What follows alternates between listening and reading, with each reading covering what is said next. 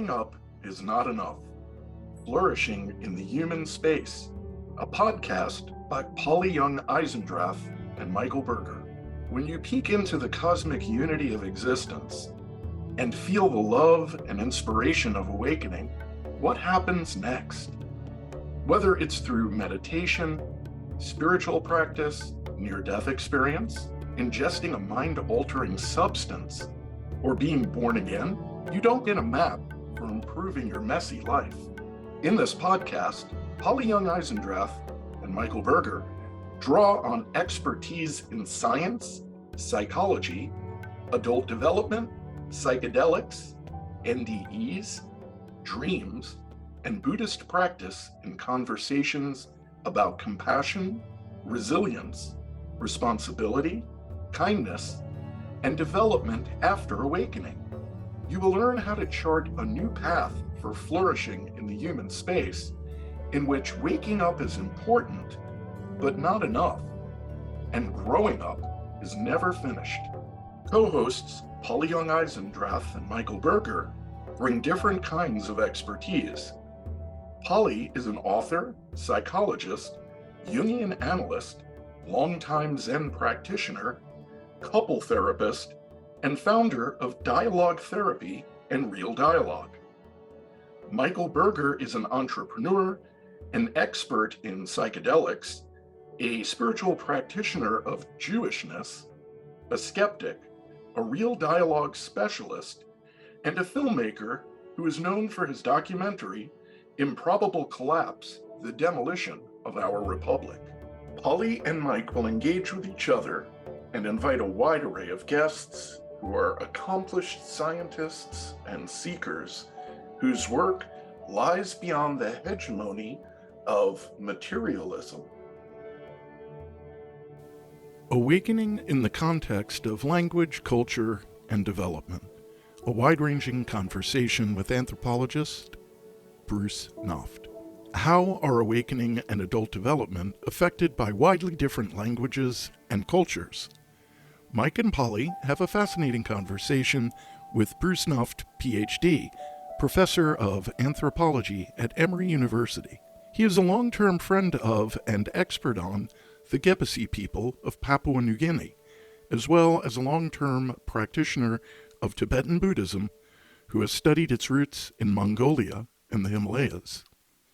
Bruce was the first person to write down the language of the Gebusi in the 1980s. Later, he began to practice Tibetan Buddhism and to become interested in enlightenment. In this conversation, he looks back over his own experiences in understanding how language and narrative interact with awakening and development. Unique in delving into specifics on this topic, our conversation adds nuance and subtlety to the topic of context or environment as they influence human development, awakening, and individual awareness. Bruce Knauft, Ph.D., has recently retired from his career as professor of anthropology at Emory University in Atlanta, Georgia. Dr. Knauft's publications addressed issues of modernity and marginality, social and critical theory, politics and violence, and gender and sexuality.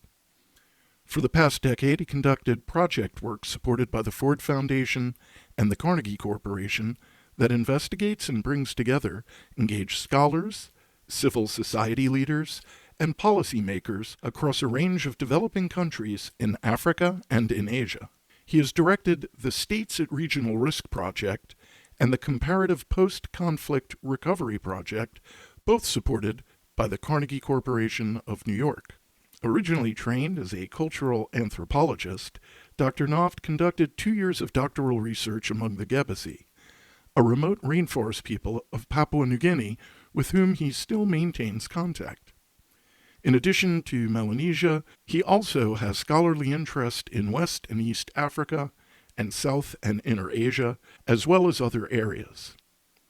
He is a practitioner of Tibetan Buddhism and is on the board of directors of the Center for Real Dialogue.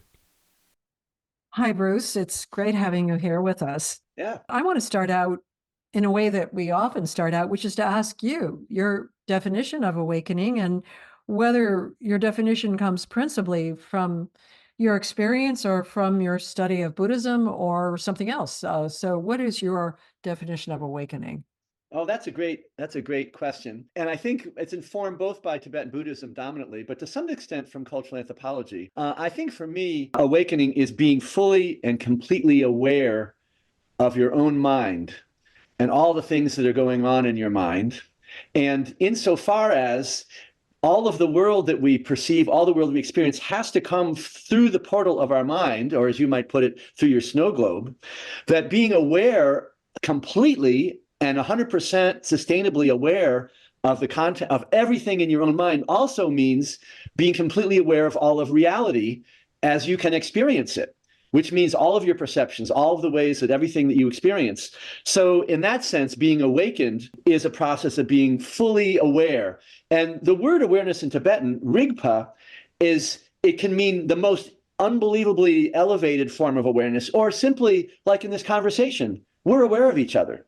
And so it can have a sliding scale of meanings. When Buddha was asked, this is reported, at least my recollection, when Buddha was asked, are you superhuman?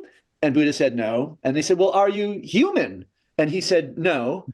Well, what are you? And he said, I'm awake. In other words, I'm awake to the fact of my humanity and the projection of superhumanity in a way which is not normal for human beings. And in that sense, I'm not human.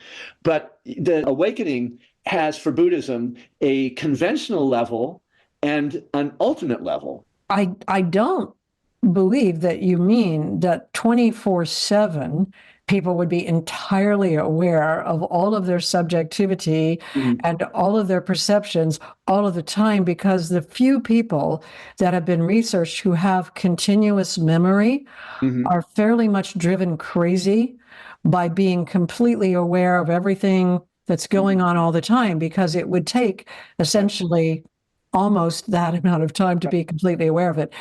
So I think, cognitive scientists say we're unconscious like 95 to 99% of the time. Even here in this recording, in this conversation. You're correct at the level of conventional reality, but not Buddha. If you do dream yoga or you're able to channel awareness through the death process, it is continuous in principle. But what you're talking about from my perspective is the 95% of the time that we have conventional awareness, or the 5% of the time we have conventional awareness. But underneath that, not just the contents of the mind, but the capacity of mind in and of itself is a deeper kind of awareness that most people don't experience much. So you're saying, so it's to be clear about it, this awareness that you're calling awareness that you might call clear light or awareness like that, right, is not the awareness that is aware of its awareness. So the kind of awareness that people have when they're walking around is very spotty. Yeah. If we're talking about, are you aware of driving your car from point A to point B? Are you aware of everything that's been said in this conversation so far? Are you aware of what's going on with your back while you're talking? These kinds of things that are very often left out of our awareness of our awareness. In other words, the awareness of awareness is self-referential. It means you're aware that you are aware, you're aware you're seeing, you're aware you're hearing. Then there's another kind of awareness that is seeing, hearing, feeling without the self-referential. And so I think you're talking about conventional awareness as being self-referential, and then non-conventional awareness as being simply aware.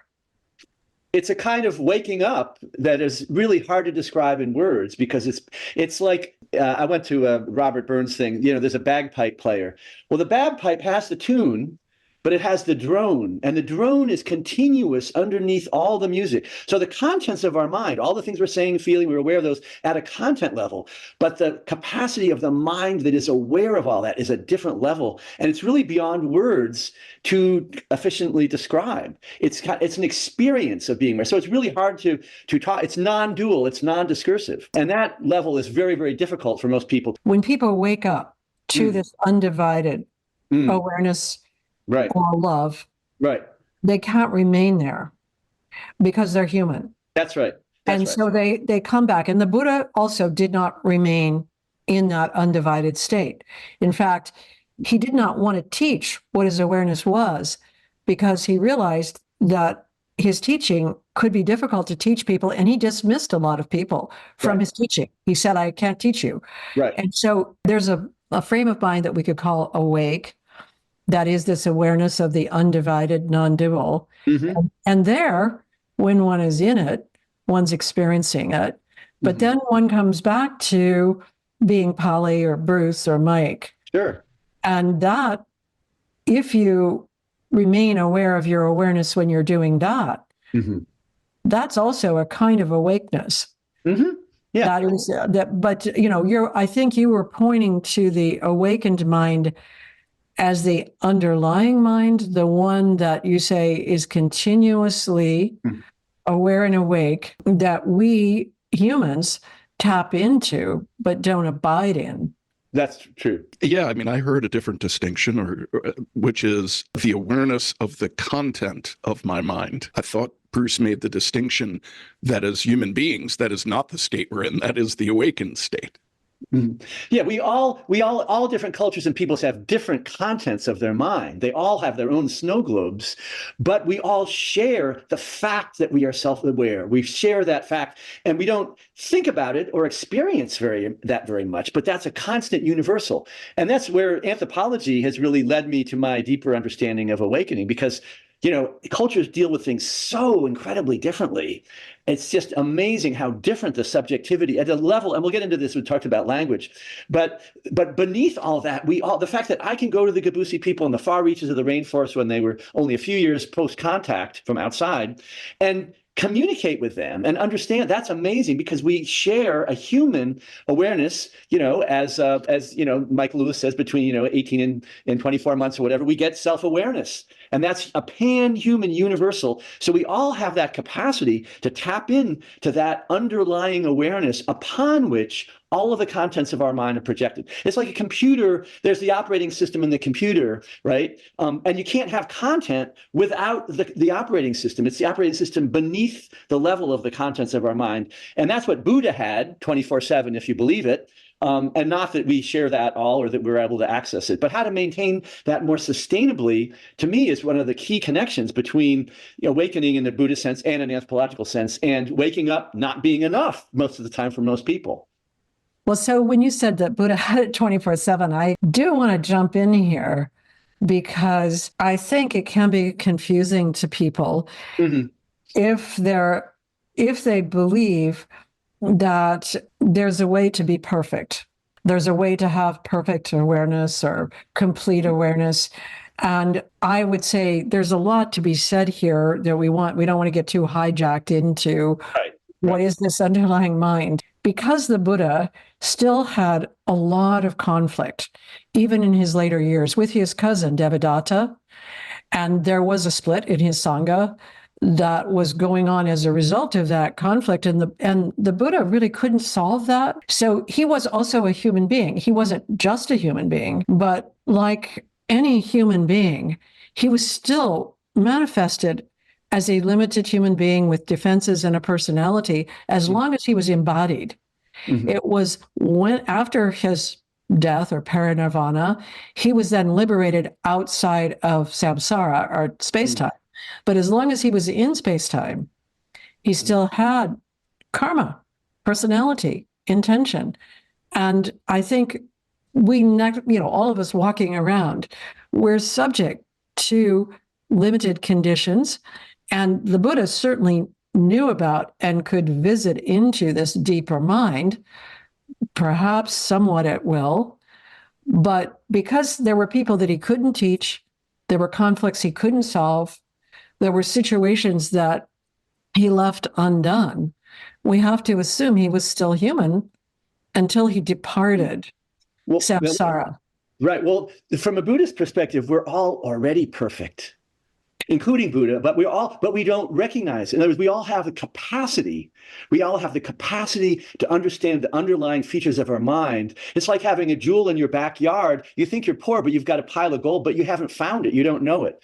So from that perspective, all of the problems that Buddha had in the material world, where you can't climb into somebody else's snow globe and do it for them. So he, in the perspective of Tibetan Buddhism, he was enlightened, but he couldn't it's not a discursive process. You can try to point toward it, but you can't manifest it for somebody else. So from that perspective, the good news is we all have the capacity to be aware of our awareness in a much, whether it's 100% or perfect, I don't care about those, the kind of ultimate points, but we all have the capacity to be much more aware of our awareness than we are. Maybe to me, that's the more important take-home point. Well, yeah, I mean, again, within Buddhism itself, there's a lot of argument about the idea of perfection, and we don't probably need to go into all of that.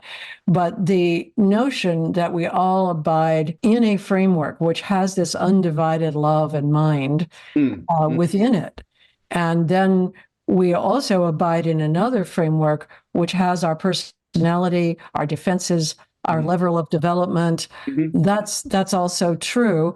And until we get out of space-time, we have these constraints. And at the time of the Buddha was teaching, he was teaching to be liberated outside of space-time, to get out completely. That was liberation. And he could check on his disciples to see if they were out after they died.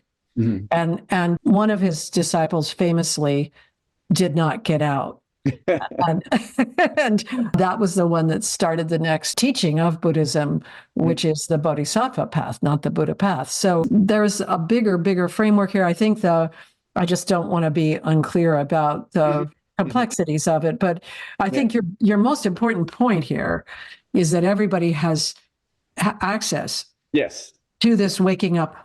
Right. And everybody could potentially wake up. Right. And cultures all around the world wake up in different, we can talk about this later, but I studied shamanism in the depths of the New Guinea rainforest for 2 years. And certainly there's a waking up there. Now, in that case, it was applied to many different things, including beautiful mythology and expression and song and poetry, but also the attribution of sorcery against people for which they could be executed by the community in principle, and often did in fact happen in pre-colonial times. So the waking up is not an unmitigated good. You can use that kind of effervescence in ways which socially have very afflictive consequences in our view. So let's talk about the Gebusi, because a lot of your career, I'd like you to tell people, who the Gebusi are as a people, how much you've been there, where they're located. And then I think there's this remarkable fact about you. You're the person who wrote down their language. Their language was never written down before Bruce Knauft wrote it down. And you're the only person I know who has taken an only spoken language and written it down. And so I'd like you to talk about what that experience was like. But first, to tell us about the Gebusi. Sure. Yeah, the Gebusi, I first was there in 1980, only 5 years after the country got its independence from Australia. And it had been contacted since the early 1960s, but that's a pretty small window, under 20 years until I got there. And when they were first contacted, they were still chopping down, large trees with stone adzes. They had no metal at all in their cultures, and one of the most remote, one of the very last contacted places by outsiders. So when I got there in 1980, it was still extremely bushy. Now this is in New Guinea. This is north of Australia, in the second largest island of the world after Greenland, unless you count Australia. And it's a tropical rainforest like the Amazon that stretches for hundreds of miles in the lowland areas until it gradually goes up to mountains, which are, many thousands of feet high in the interior. But because of the difficulty of the terrain, it was one of the last places on Earth. There were 1 million people in the interior of New Guinea that were not discovered until in the 1930s by outsiders. So really was the last unknown, as was said at the time. So this group, which no one had studied, and it was literally a blank spot on the map, was one of the areas where there were no translators. It was a very far, it was a place that was extremely remote. And I lived there for 2 years, and I've been back 6 times, 1998 and 2013, all the way through 2017. So I've studied their changes. But when I first got there, there were no translators and no grammar or dictionary. So the first thing is there's a string of sound, and you have to find which is a word. Where does the string of sound stop? And what sound is meaningful? So if nasalization is meaningful, that means os and ons are different sounds and different words. So what is recognized as a sound, as a meaningful sound even, so that pa and ba are the same sound for Gebusi. So figuring that out was the first thing. But the more important basic point is that the language is the lens through which we collectively see the world. It's our collective snow globe. And so we are able to communicate through the attribution, and it's carved up so differently in each culture. So the way the words for emotions, even for colors themselves, like green and blue are the same word in Gebusi, Mara, the counting system, everything it's hard for us to even to imagine how much our world is projected from our own cultural socialization. So for instance, the Gebusi word for anger, golf, spelled G backwards O for phonetic alphabet F, right? It means hard, like hard as a table. It means hard as in muscular. It means hard as in phallic. It means hard as in angry, and it means hard as in male. So all of those things, when you say the word golf, it implies all those things together, whereas it doesn't in English. So the terms for emotion, the terms for different things, really inflect our view of the world in a much deeper way. And when you learn a language, you realize it's a whole different world, of a way of seeing it. It's a different reality, really, because the lens through which reality is perceived, conceptualized, and talked about, communicated about, is specific to that language and that culture. The language, in essence, is what we make our map or model of reality from. That's right. And since we're born into it, it's part of our culture, our familial line, where we live geographically and temporally. That's an invisible structure to, at least to me. If I'm born into this language, it's like fish in water. It's invisible. So one of the questions which you touched on, is how do they derive meaning or purpose? And another is, since the language in essence creates a structure that we model our experience onto, I'd just been thinking about, for example, in the English language, it takes a certain structure, right? Subject, predicate. Right. Now, I'm curious, in an oral language that was never written down, do they think subject predicate, or do they have a different experience of their reality because it isn't broken up into subjects and objects? Right. How does it shape their reality? Right. Well, first of all languages and all cultures establish meaning, and very rich meaning. And all languages and cultures, virtually, for lay people, view their world, the language, as transparent and unconscious. So we don't think about the grammatical structure of the sentences. We don't even know what they are most of the time. So we view the language as a transparent window on an external reality. But in fact, it's not a transparent window. It's a very highly constrained window that allows us to communicate across our intersubjective differences.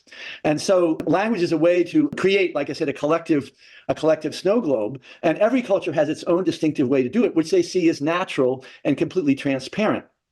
And so being aware is realizing the constructedness. And this is what, in anthropology, when you see the Gebusi are so different from the group next door or the culture from a different part of the world, it's only with that comparative lens that you see how radically constructed our worlds are. But when you're in it, you're in a fish in water, and you really don't realize how distinctive and special and unique your own way of meaning is. And we all live in that samsaric world of thinking that there's an objective world out there. Now, in terms of predication, all cultures and all languages establish a relationship between a subject and an object. In that sense, they're all dualistic, and they all have predication or verbs. So all languages have a subject, a verb, and an object. And it's different. So if we say John hit the ball, subject, verb, object. If we say the ball hit John, that means the ball becomes the subject and John becomes the object. And the only difference is predication. So, and all languages, some of them do it differently. So some are OSV languages, the object comes first, then the subject, so you can put it in any order. But all languages have that sense of dualism between subjects and objects, which probably relates to the self-awareness and the sense of difference between self and other from 18 to 24 months. But how you see that and how you view it is different. And waking up is a non-linguistic process in the sense it goes beyond subject and object. It's a oneness. It's a sense of ineffable identification, of breaking down barriers, whether it's through mushrooms or ayahuasca or hallucination or meditation or religious ecstatic experience. They're all ways that are beyond words. It's almost universally said, or a shaman going to a voyage to another world, coming back and talking to people, or the Gebusi spirit medium. It's a non-dual process that transcends the object-subject relationships of language. And I would add there that this is also why those experiences are ineffable, because quite Yes. literally they're Yes. beyond language, right? That's right. So the language is almost, I want to touch back with the metaphor used about operating system. So there's an operating system in the metaphor, and language is almost like a conditioned program that rides on top of the operating system. It's relative to the culture, time, and place into which you were born.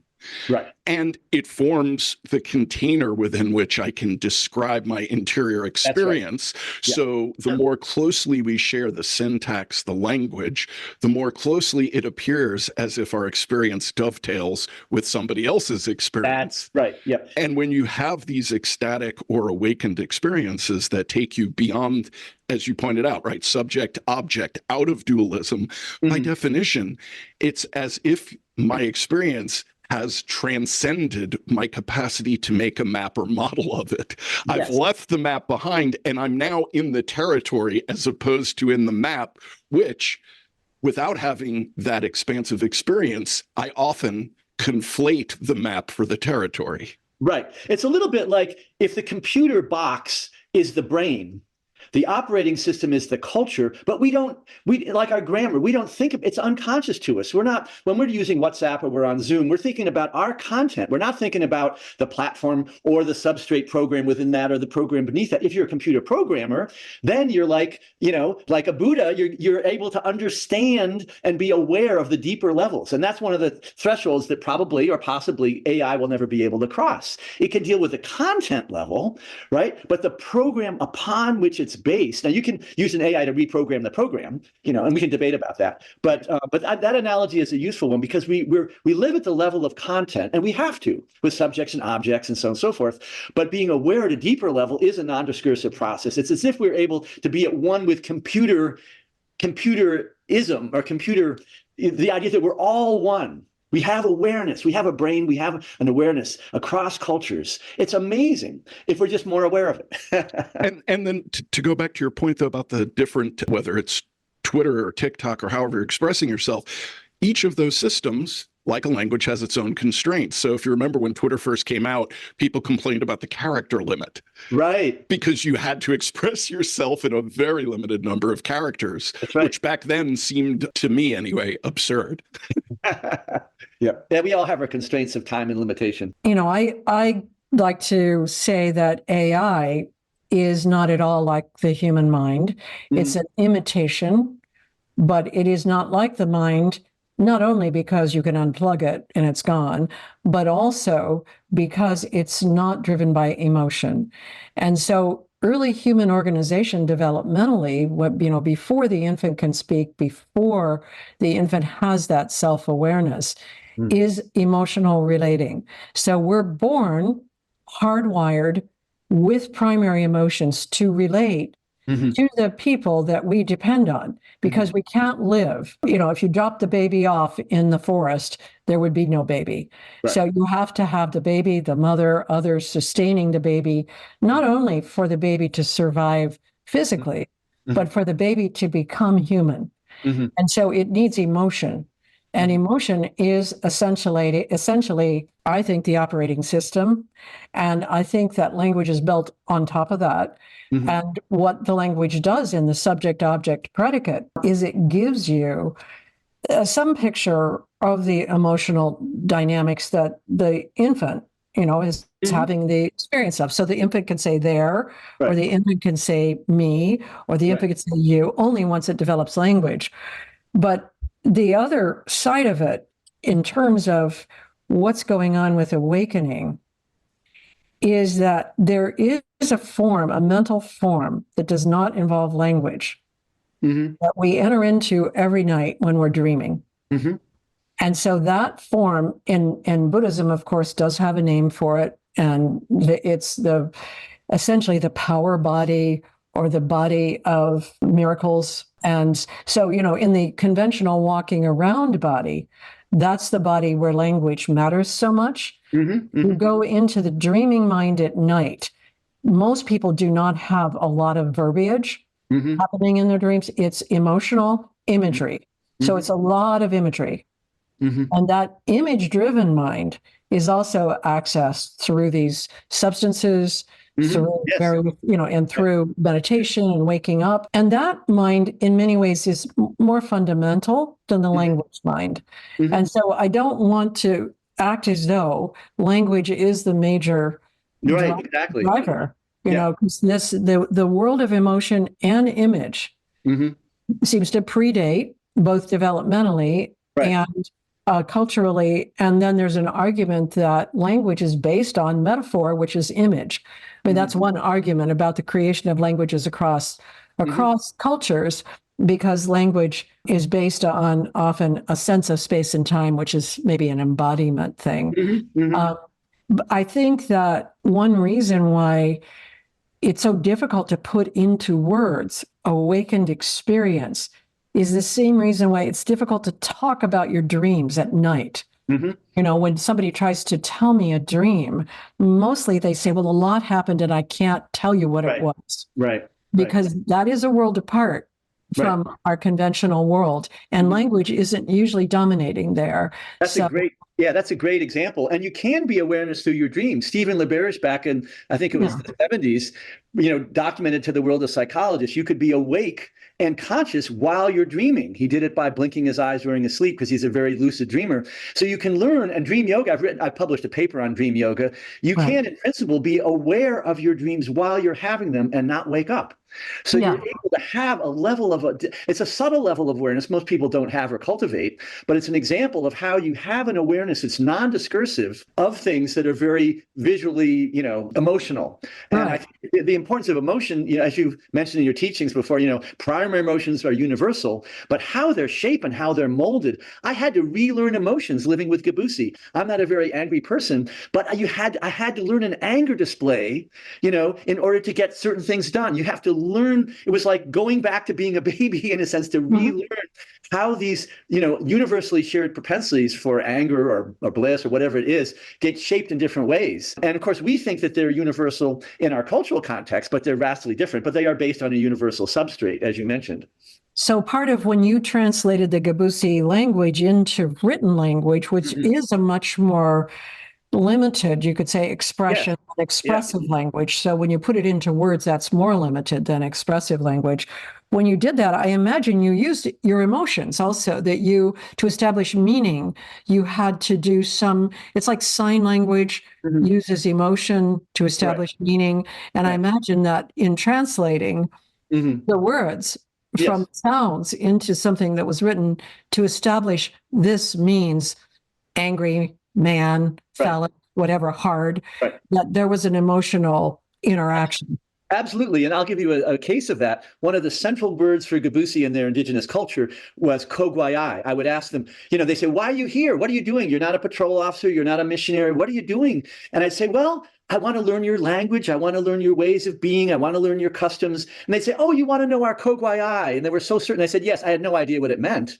So what is kogwayai? It's like, how do you can't, and they couldn't define it. Most of our terms that are central, you ask somebody, how do you define love? Well, it's very hard in our culture. So kogwayai has three morphemes: kog, wa, and yai. And to cut to the chase, kog means togetherness, bonding, friendship, being with someone else.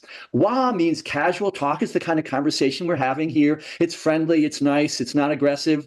And yai is cheering and yelling, like, yay, yay. They have a whole, and so what is this word? What are these three morphemes? Well, I translated them using my emotion in English as good company. It's the best gloss I could come with. So I say the word means it's kogwayai, and this is the morphemes, but in my writing, I'm going to call it good company. And so I use my understanding of emotional connection with English in American culture that I know to translate this term, which is untranslatable in a sense, into the closest gloss I could find. So I think you're absolutely right. Emotion comes in, and when the AI developers are using their mostly white upper bourgeois male assumptions from US and other Western countries into the assumptions that go into AI, that's like an imprinting of the programming that everybody else has to use for the content. And so how our emotions inform our deepest categories of attribution is an usually unexamined and very important process. So I'm glad you brought that in.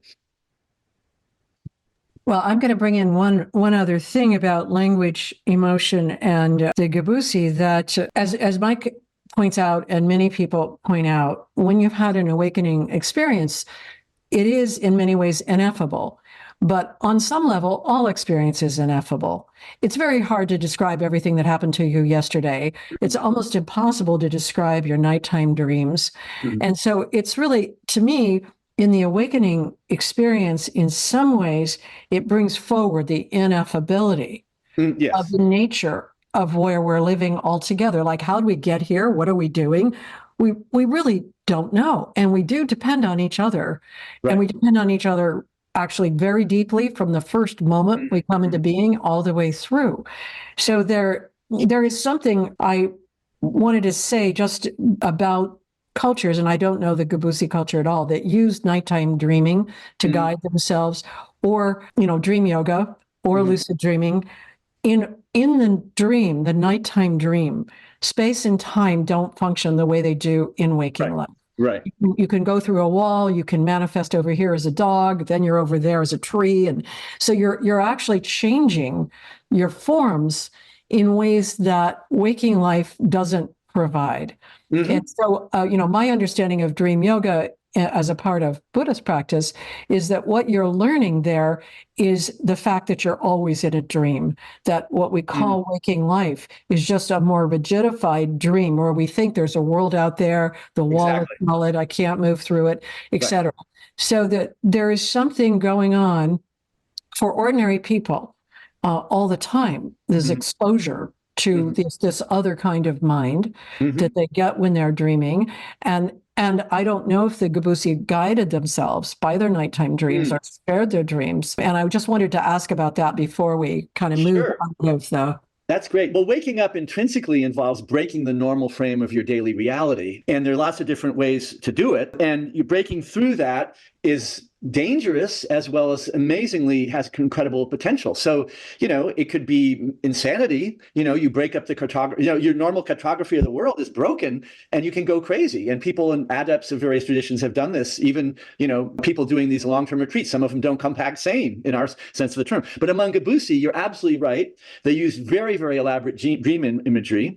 And you would sit around with a group of men. It's very male exclusive. On average, when I was first there, once every 11 days and stay up all night, and the spirit medium would smoke enormous amounts of tobacco and sometimes drink kava, which is a root intoxicant of a certain kind, and go into a trance, and his spirit would leave his body, and the spirit woman's persona would come inside, and he would speak in a high falsetto voice, and now I'm a spirit woman, and you would sing all night long in this imaginative world of another reality without the normal space-time, which is based on kind of dream-like imagery. And it was a parallel world largely of birds. And birds were talking. So the language was bird talk. And it was a whole kind of parallel. It's a little bit like us trying to listen to Chaucer or Shakespearean English right now. It's a form of English that we barely understand. And so the spirit medium would translate the bird talk language into metaphoric poetic images, which Gebusi could understand. So this dream imagery, and he would wake up in the morning and I'd say, oh, what was your, and he'd say, I have no idea what was happening last night. I was off in the spirit world doing something. My spirit was gone. It was this other persona that came into my body and was speaking to you, but it was a shared discourse. And the men around would be like an amplifying chorus, like line singing in a church. The pastor would sing a line and then the chorus would sing along to repeat it. And so they would all collectivize this experience of the spirit world through this kind of dreamlike imagery. And you become a spirit medium by having adept dreams and then being able to chant and identify in the spirit world. And in the spirit world, the spirit woman would get hot for you sexually and want to have sex with you. And then you would mate with her and establish her as your wife. So then you had a spirit wife in a whole parallel world that most people couldn't enjoy. And you had a child that would come into your body and sing. So very elaborate use of dreaming, as you suggest, and shamanistic, almost, very commonly around the world. Shamanism is humanity's original religion. It was the first, quote, what we now call religion, and virtually almost all hunters and gatherers, foragers have some dimension of shamanism, and it involves a dreamlike projection of her soul into another world where time, space, and normal reality are not there, and then you come back and translate your experiences as best you can. Sometimes people go crazy or they can't come back, but you go to the edge and you bring it back. And that can, in many spirit medium traditions, people are sick and they have psychological problems of spirit possession, which then get, quote, domesticated or learned through so they can harness those potentially afflicted spirits and use them to communicate from the other side. So this danger and possibility of potentially great benefit and potential harm to oneself and others is almost intrinsic to the process of waking up cross-culturally. And dream imagery, as you mentioned, is a crucial part of that. The idea that there is a problem, let's say, in being able to come back into the conventional world after having a certain kind of waking up. Now, that's, I think, an important issue, and I think it's important these days because people can take various kinds of substances and also smoking very strong marijuana, like 20% THC marijuana. People come into contact with more of the dream world. If you don't know how to translate back and forth between the dream world and the conventional world, that actually becomes a psychosis. It can. Yes, because if you can't translate back and forth, if you're trapped in the dream world, that is essentially what we call in English, psychosis, because you're in an image world that is idiosyncratic, that you can't share with others. So maybe in that world, you're certain that you are a savior and someone else is a demon. But you can't convey that to others because they're not sharing that world with you. So again, that in-between world is one of the reasons why taking substances to awake, entering deep meditative states, or sometimes really just, I suppose, doing activities and ritual activities in a shamanistic way can land somebody into what we would call now a mental health problem. Like you said, it could be useful for people who are more shamanistic. That's an extremely important point. I think one of the things which is just about universal is that the social and emotional context in which this induced or peak experience happens is extremely important. And I wrote a very early paper on this, but the use of different psychoactive substances in a ritual environment of control of meaning and shared experience is highly crucial. And you don't find drug abuse, in these other cultures where it's a ritualized and it's a collectivized experience. In my ayahuasca experiences, the sharing circle and the bringing back of the experience, having sitters, having calm music, having a very emotionally supportive environment is crucial to these things. So if you have a bad trip, and you're on your own, you don't have a context, it can be horrible. It can really have some very bad effects.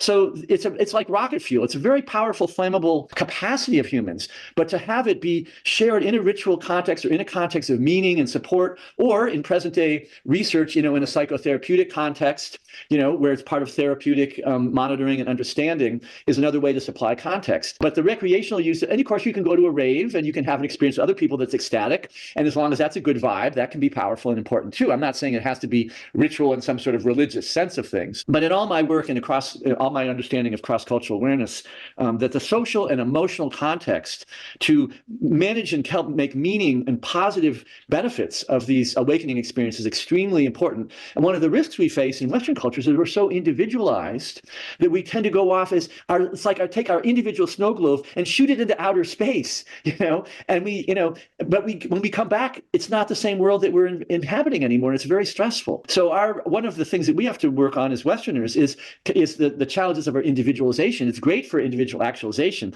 but how to bring it back into a meaningful, emotionally mature context that other people can communicate and find meaning with us. Because as you mentioned, Polly, we are social creatures. We need to be in connection with other people. You can't live on an awakened experience in and of itself. And so in more primitive or older cultures that were organized differently, there was always a role of somebody who could traverse these planes and kind of accompany you on the journey and help you come back and integrate it. And because of this individualistic culture where I can bootstrap everything on my own, I'm not necessarily in need of this communal relationship in order to make what I want of myself. When we have these experiences that are transcendent, without a cultural support system, without the guide, without somebody who's been to the other world and knows the map, knows the territory, and can share the map, I think there's also a very very common theme in all the world's religions and in various cultures about what the potential dangers are to leave behind this dual experience and to transcend duality, and coming back can be very challenging or difficult. Yes. I know in Judaism, there are specific tales in the Talmud of rabbis who've had this experience of paradise or pardes, and they can't get back in. And for that reason, they actually don't teach their students how to do it, because the danger is so high and the journey is so fraught with perils. Yes. And that's one of the reasons why Buddha did not want his words written down in his lifetime, because to encodify it that way, it's kind of an interesting challenge, because exploring your own mind is an individual process. So if you go to a 3-year Buddhist retreat, or you're in a Native American vision quest and you're going to the top of the mountain all by yourself, right? So there are segmented times that it's very important to be on your own, exploring your own mind, but creating a context which allows you to do that. I had a friend who was in a Goenka, completely silent retreat for, over a week, and went into had a psychotic break because it was too difficult. So the context before the individual experience and after the individual experience is extremely important. Also, I think the other side of this is, as you said, some people who are in a shamanistic culture end up being shamans because they're captured into this other world. And so, for me, I kind of realized early on that I had in my personality a strong leaning towards a more psychotic organization, what we would call psychotic, which is also, you could call it deeply spiritual. Right. Yes. And so consequently, I didn't experiment with anything for a very long time. Eventually, I did take LSD, which ended up being a psychotic experience, but I could stay aware of it because I'd had a lot of Zen training. There you go. Yeah. But the idea that across all personalities, various kinds of experiences and substances are going to end up being the same is really, really a mistake. It's not only that people have different levels of development, and so they make meaning of their experience very differently, but also people have different kinds of emotional training in early life, depending on where their families were, how much trauma they had, lots of things going on in your emotional training, you could call it, the way you're shaped in your early life.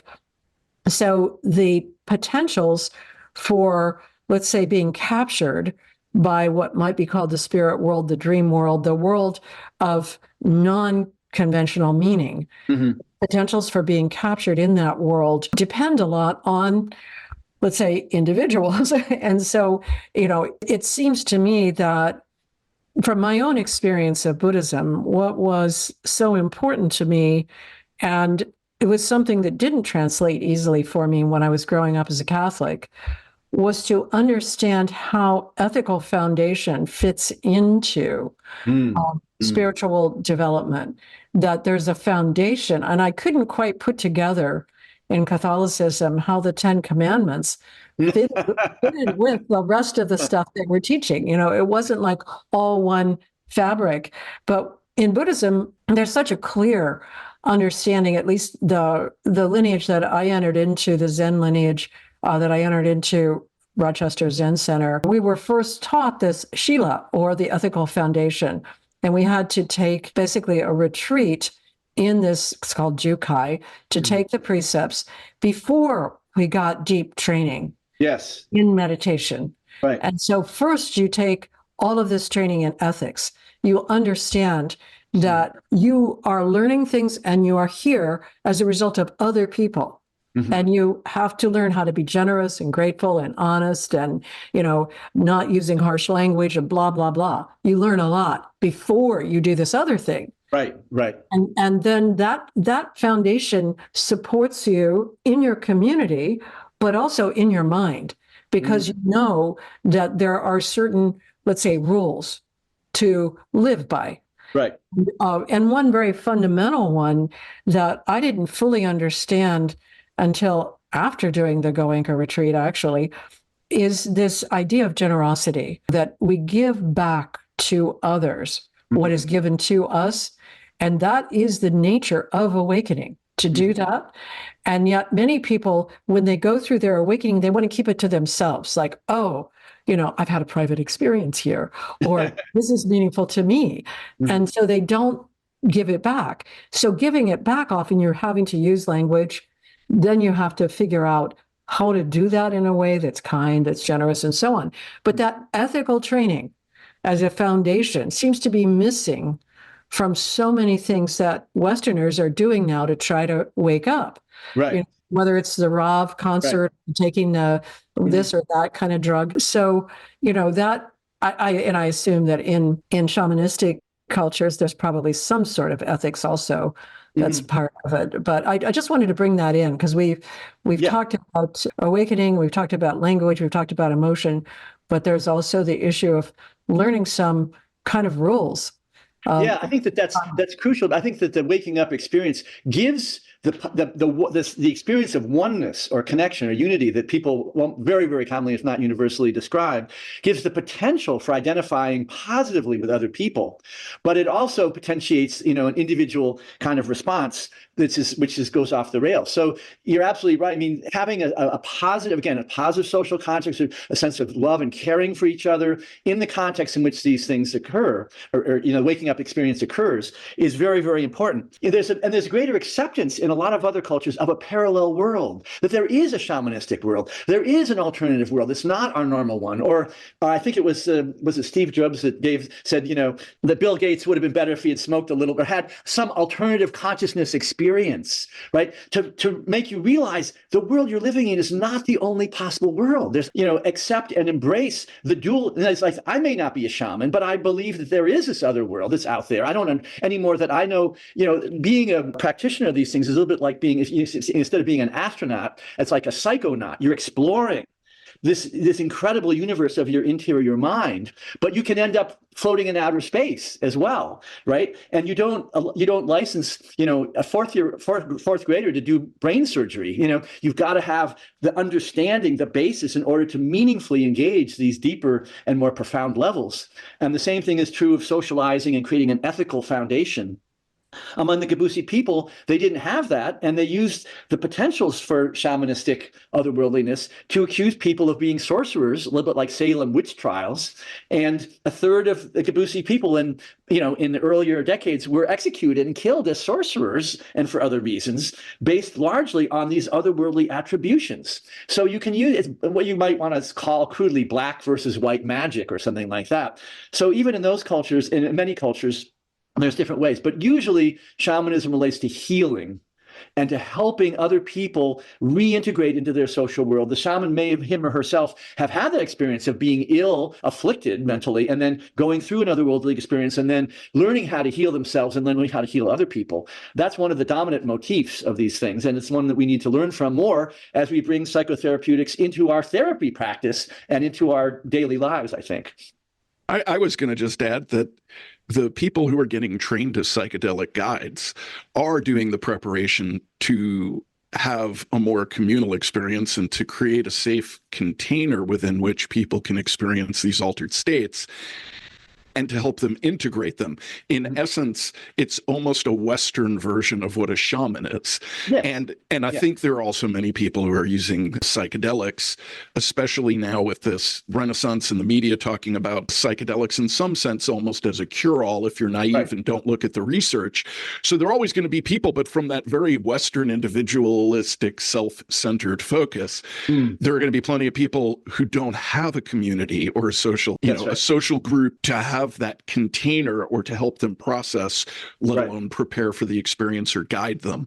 And so there is this emerging field now in the West of people who are getting certified as guides. There are ethical guidelines that they learn in these trainings that they apply to the experience and they apply to the people they sit with and work with.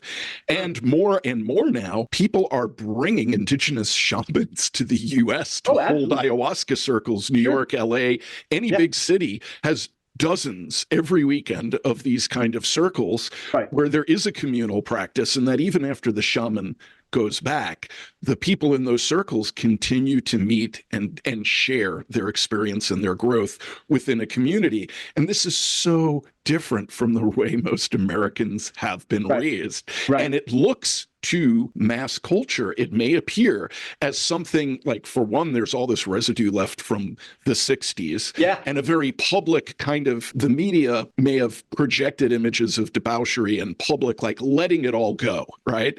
And I think it's coming back in a more informed way now, where you really don't see those images, and I'm sure the media would love to show them. And the other side is the media, and what we're always going to talk about are all the people who've messed up. You don't hear anybody celebrating the people who actually heal from these experiences, unless you look at the research MAPS is doing with FDA, where they've done finished phase 3 and demonstrated efficacy of things like MDMA on PTSD for soldiers who had untreatable PTSD. So I think, not having the larger context and making the distinctions. Different people use different tools differently. Part of this would be the argument we make about gun control. There's nothing inherently evil about guns. It's whose hand they're in and what they use them for that causes problems. The same thing is true with a psychedelic or an automobile or any form of technology that mankind invents. Has an upside and potentially has a cost. And the distinction is we don't have these discussions as a society. Right.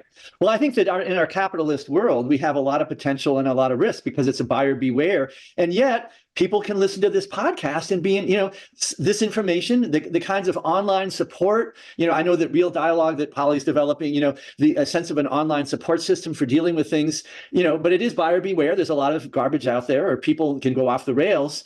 But the possibility of getting different, our technological world gives us a lot of possibilities, and yet there's a lot of risks. But so finding that meaningful community, I'm in the ayahuasca ceremonies I have are shamans from South, from the Andes largely, and other people who are very skilled in that. Those contexts are incredibly important. And now we enlarge our portfolio of accessible helps to a lot of online platforms, and some of them are very good and some of them are not so good. But we do have the capacity for using these things in a far more sophisticated way than, and there was a lot of good that came out of the psychedelic revolution in the 60s and 70s too, but then there was a lot of unintended consequences, as we say, that were not so good as well.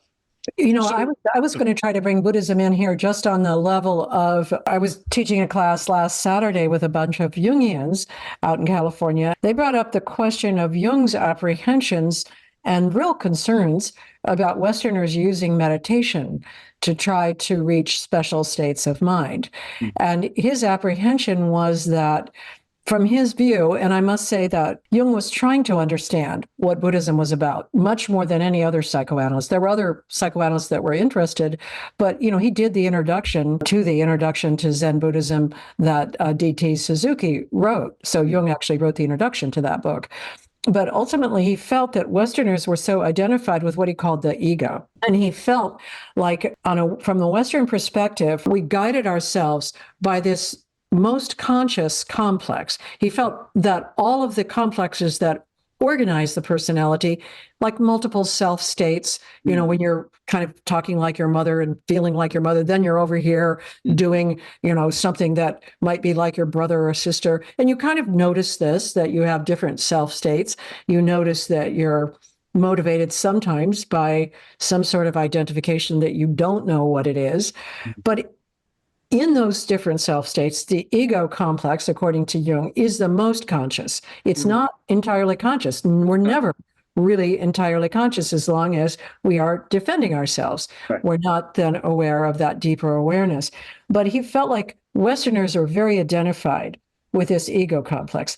People from other cultures might identify with other parts of the personality. So you break it down and you get much more chaos than you would get, say, breaking down the Gebusi's sense of self or whatever. The Gebusi's not going around saying, well, that's according to Jung anyway, the Gebusi person is not going saying, I'm a this and I'm a that, and I do this and I do that, and blah, blah, blah. So when you break that down in a Westerner, though, you get a different kind of outcome than if you break it down in a culture that doesn't identify so much with the ego. That's a great That's a great comment, and it's one of the most interesting and explosively wonderful aspects of Tibetan Buddhism is the cultural translation with more psychological understanding of Western psyche. The notion of self-grasping or ego-grasping is fundamental in Tibetan Buddhism in a Tibetan context. So Right. they also have the notion that grasping of the self is a difficult process. And when I do Well, my, so, for well, I instance, mean, I heard the Dalai Lama once say he feels he's more like an American because he's right, from Amdo, and Amdo is the part of Tibet, I think, where he felt that kind of personality was there. right, But what Jung was saying is that there's no preparation for the Western personality. mm, But I think that Jung also was unfamiliar right, with what was out there. I mean, he died in 61. yeah, And so he knew some of what was out there, but he didn't know all that's out there. mm, However, like putting all that in context, so I would completely disagree with Jung in terms of, Westerners somehow shouldn't learn how to do deep meditative states, because I know now that there are all sorts of practices associated with that, and there's a community to hold it and so on. However, I just want to say, however, I do think that the Western approach to individuality, language, defense of identity, identification also with what I would say is a sort of tribal self, like I'm from Detroit and I do this and I do that.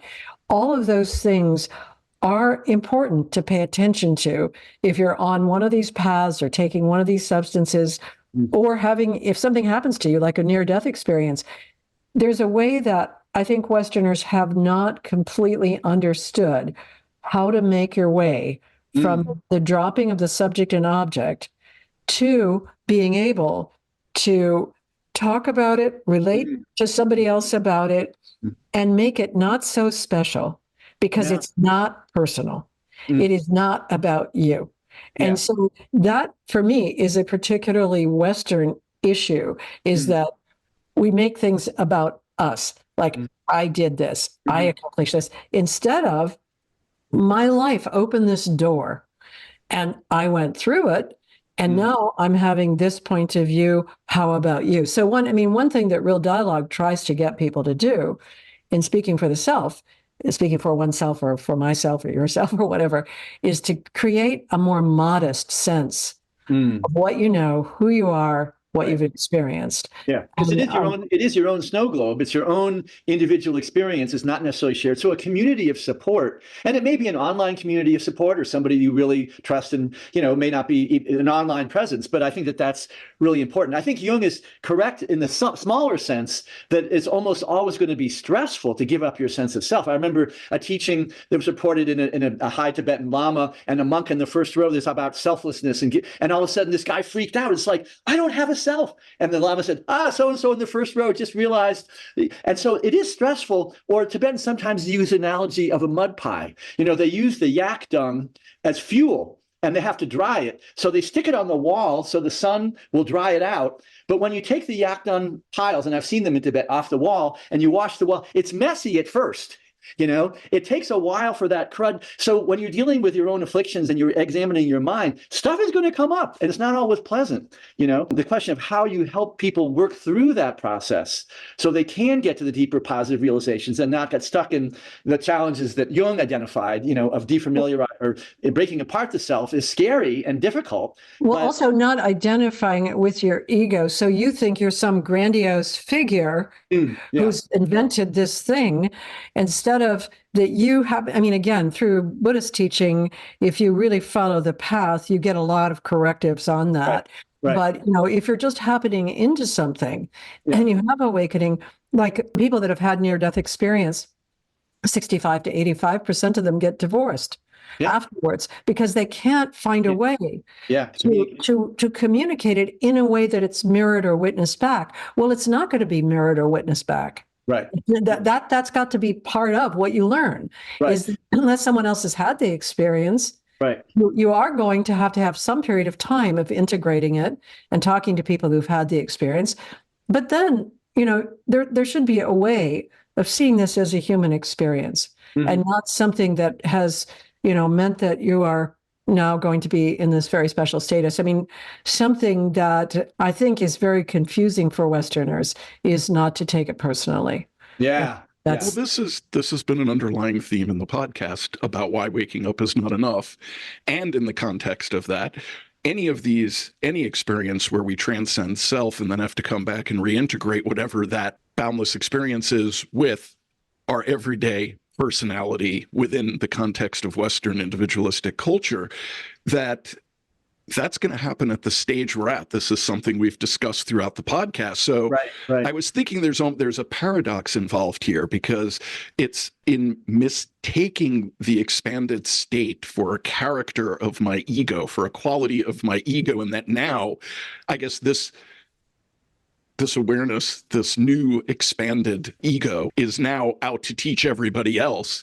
That's a very Western self-centered view. Right. But from a higher level of stage development, to me, it's about the integration process, is learning how to balance this with equanimity and humility, which brings my ability to tolerate difference without it moving me in the sense of reacting.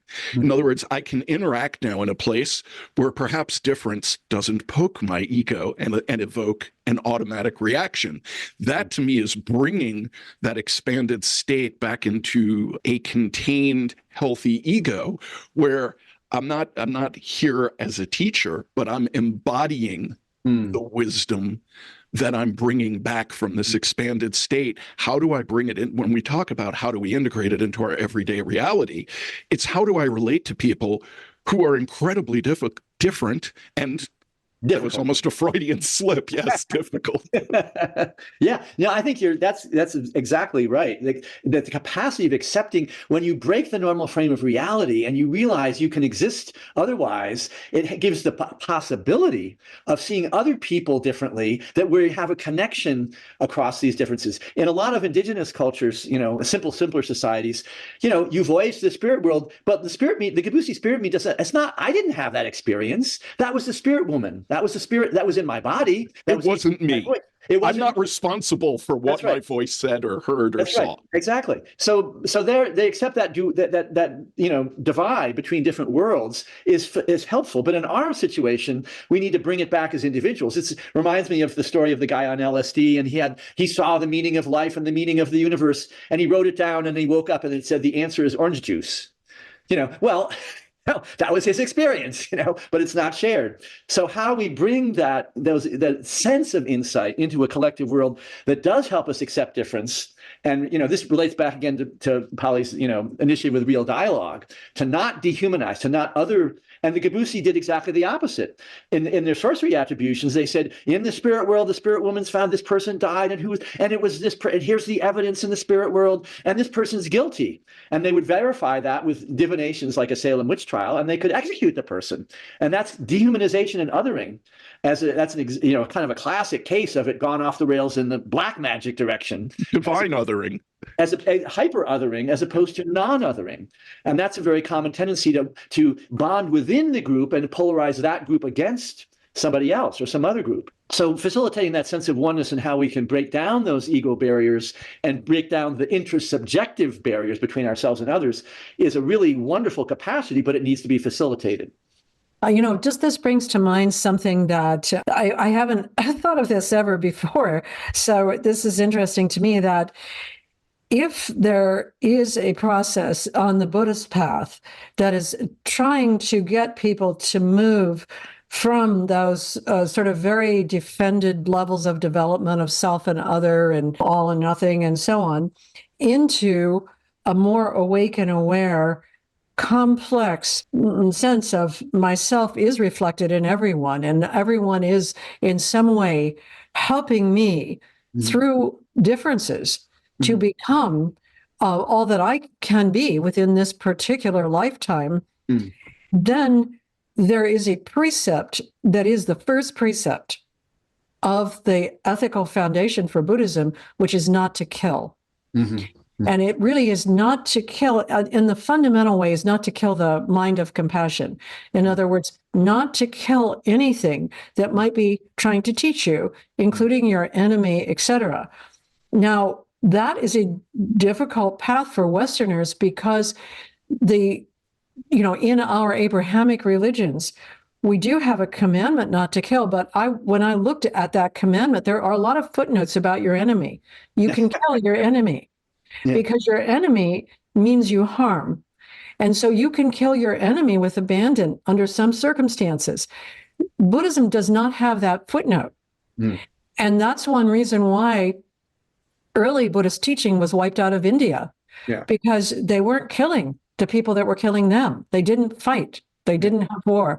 So, there's this interesting thing about this precept not to kill it, because again, from a Buddhist perspective, it's not about, killing and eating meat. That's a more complicated thing. It's about killing a human. That's the worst. And then to kill your teacher, to kill your parents, that would be the very worst violation of the precept. And so it's about not eliminating the differences that could teach you. Right. Your enemy is teaching you. You're in many ways, and I've heard teachings on this. Your greatest enemy is more valuable to you than your best friend, because your enemy will tell you what you're doing wrong, and your best friend won't. And so again, this idea that difference is something that allows us to grow and develop. But if we kill somebody that thinks of the world as something different than we do, then we've eliminated an opportunity for our own, let's say, growth and development, or even awakening.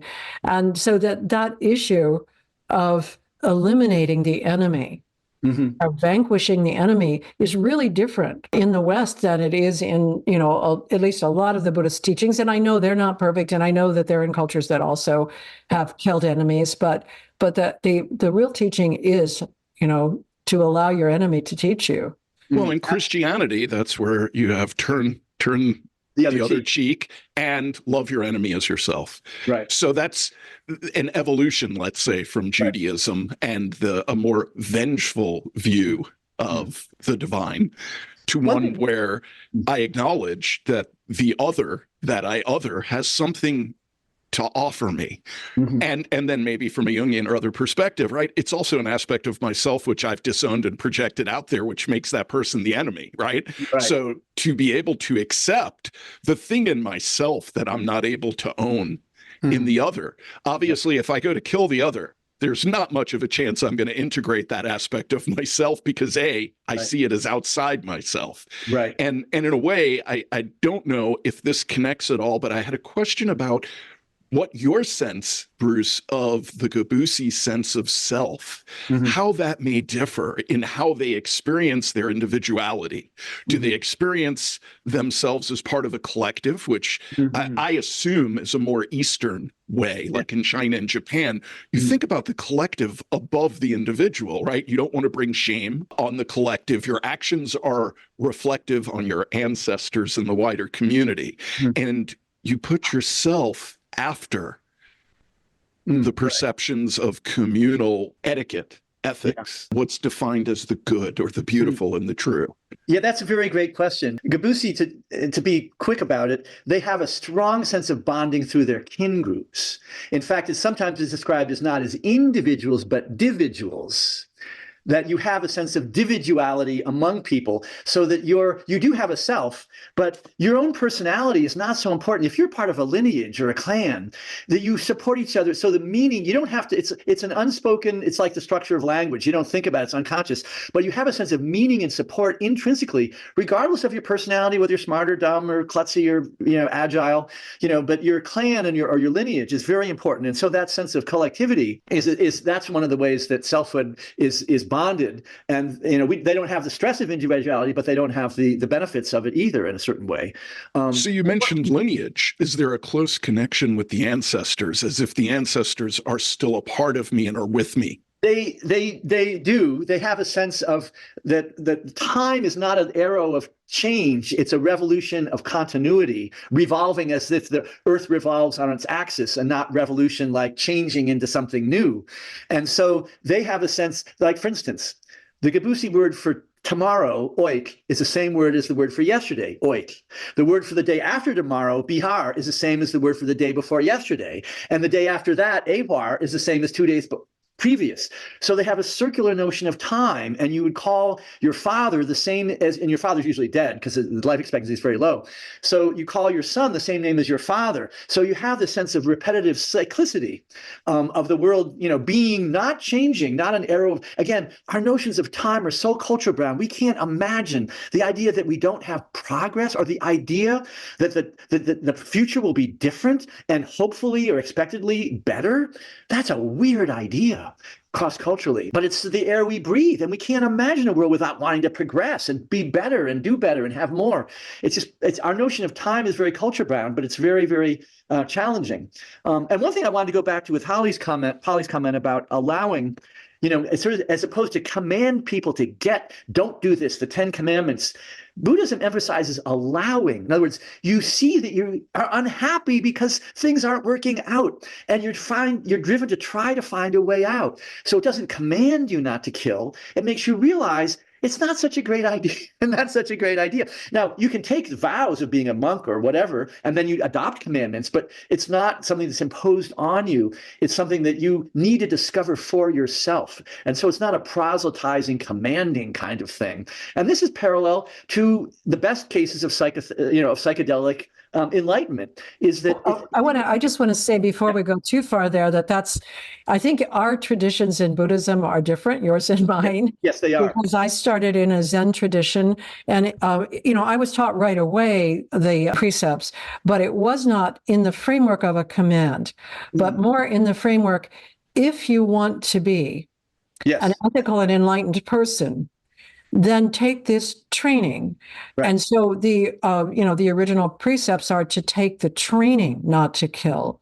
So you vow to take the training. The training is a training of your mind, because gradually you recognize the subtlety of that precept not to kill, because you have to eat. So you have to take in dead things, and also that you destroy. So what does it mean then not to kill? And so it's the training not to kill. It's not the commandment not to kill. But from the beginning was the idea that if I wanted to follow this path, I would take these vows. That's the very first thing, is to take the precepts and also then prepare to take the bodhisattva vows, which are much more difficult, to save all beings and to actually learn all of the Dharma and to overcome all of the passions. Those vows, once you take them, they're more perplexing, because you can't do that through your ego. That's a ridiculous idea. So, when you take the vow, you're taking the vow to take the training, to train your mind to see, what does this mean that you've taken this vow? But it was not a light beginning. It was really, the beginning was to take that precept and the training and the meaning of it on board before you do the samadhi deep states, the ones that are going to cause you to have this other kind of perception. Of course, you can happen into awakening apart from that. But I just wanted to say that because it's a different kind of, it's not a commandment, but it's not taken lightly either. Yeah, I think that's a really important larger point, which is that, the oneness experience and the possibility is shared regardless of whether it's through, in some ways, regardless of whether it's ecstatic religious experience or hallucinogenics or meditation or near-death experiences. But the method is different. And even within, as you mentioned, within Buddhism, there's very different methods that are used, but they're different routes. It's like, there's a similar shared peak of the mountain, but the path you take to get there can be very different, and different methods depending on the person's temperament and their cultural background.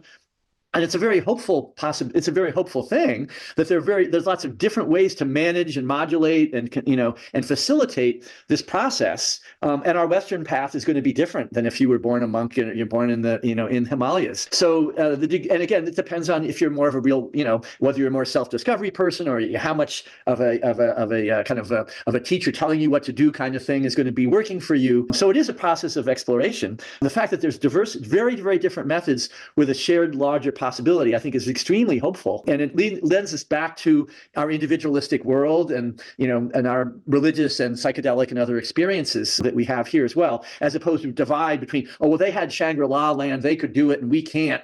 I think that's an unfortunate division where we other other traditions, as opposed to using the oneness that we can experience to draw in the benefits of these things without feeling that we have to, adopt them hook, line, and sinker and become, a nun or a monk or something like that in order to become, a more realized in terms of our self-awareness. I do think what you just said, Bruce, is the opportunities here in the West right now are connected to our technologies, to the ways that we've gone about things in terms of individuality and the way we use substances, the way that we think about a psychotherapeutic development, let's say, rather than as altogether spiritual development, I think enters into all of this as well.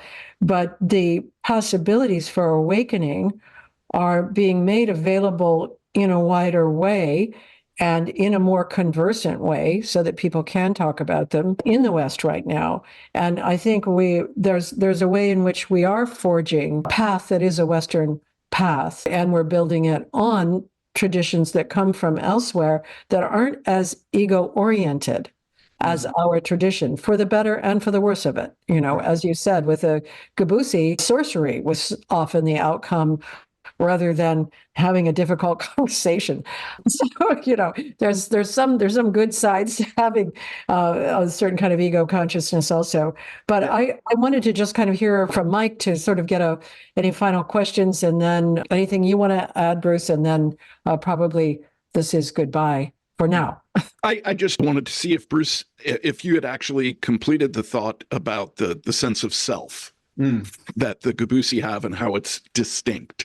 Is there anything else in how this relates maybe to transformation and to awakening? They're not very most Gebusi are not very self-conscious, and even I don't even know if they have a word for self or a concept of self, or at least if it is, it's not very elaborated. Although that might be true of Americans in certain contexts too. It's not like distinctive to Gebusi. One metaphor that's very useful for me personally when I do some of my practices is, Bruce, do I what is, well, there's my form, there's my body, there's my desires, the things I like and I don't like, there's my perceptions, there's the fact that I'm conscious, there's my emotions, and then there's what I do. But all of those are different. So I'm like a Rube Goldberg blockhead, those old blockhead games. I'm a concatenation of all this different stuff. And I call it Bruce, and you call it Bruce. And a Bruce, it functions in a conventional world. It's out there. I'm not trying to be, I'm not Bruce. So, conventionally, it's very important. It's useful. It's functional. But it's a concatenation of all this diverse stuff that is just constructed. And so it doesn't mean I have to destroy all my ego boundaries and be and kind of psychotic, but they're different levels. And the more that I can see that I'm a construction, I have choice. I have choice. I have intention. I have aspiration that's different than just like, I'm this kind of person. I have this problem with my wife or with this or that. I can't do anything. I don't like to do my taxes. So it gives me much more choice. So the possibilities of breaking down and reconstructing ego boundaries is something that we can find lessons from lots of different cultures, but we have to apply it ourselves in our own culture. We can't take it off the rack. It's not pret-a-porter. We can't take it off the rack of some other culture and then just inject it into our mainline, bloodstream here. We have to rediscover it. And that's both the joy and the challenge of it, is that it is an individual process, but it requires and needs social connection, social support. And I think the podcast series in this conversation is kind of an illustration of that, right? Because we're all different. We have different perspectives, but we're sharing this understanding about breaking down, waking up, and trying to make it good enough. Thank you. That was beautiful. Thank you for sharing that. That was just a moment where I could understand in a sort of flash the way that the sort of mystery I felt about why Buddhism has taken so seriously this precept not to kill, whereas, other religions, and right now what's going on in Israel and, what has happened with Christianity over and over again, where a war was considered almost like a solution to a problem. And that just occurred to me in this conversation. So I want to thank you for that. In my tradition of Tibetan Buddhism, that's often said that your worst enemies are your best teachers. because you learn more from them. And the other thing that's often said is, imagine if that person is your mother or your father, or a good mother, a good father, and the sense that you know, to be able to see, if I met Polly under different or Mike or anybody, you may have, you know, my bad day, and you may cut me off in traffic. I might hate you, but now I like you. So to realize that under different circumstances, if you're Israeli, that Palestinian could have been your best friend, or that Jewish settler could have been your mother, or a positive person. Just even as a thought experiment, you know, thinking of that person as a teacher, making you aware of what you're projecting into them is extremely valuable. And it's a tough exercise. It's not easy to do, but I do aspire to that myself, even though it's not easy. Well, that's a really lovely place to end. So why don't we end there? And thank you both. It's been an incredible conversation. Enjoyed this episode of Waking Up Is Not Enough, Flourishing in the Human Space? Don't forget to hit like, subscribe, and tap the notification bell so you never miss an episode of insightful discussions and explorations into the human psyche. Share this episode with friends and family to spread the journey of self-awareness and critical thinking. Together, let's challenge the norms, embrace empathy, and flourish in our unique paths. Your support means the world to us and our growing community. Share your comments in the thoughts below. We love hearing from you. The center will be offering a new foundational training in dialogue therapy at the Trapp Family Lodge in Stowe, Vermont.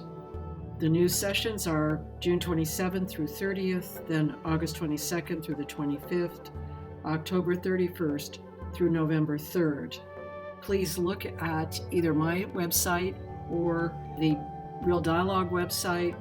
Click on to Foundational Training with Polly and have a look at the schedule. We will also be offering free trainings upcoming in various locations in Vermont, where we will be teaching the skill of real dialogue. So please join us, become a part of our community, and let us know that you enjoy what we're doing, and please contribute. We love to hear from you. Thanks very much. Bye-bye.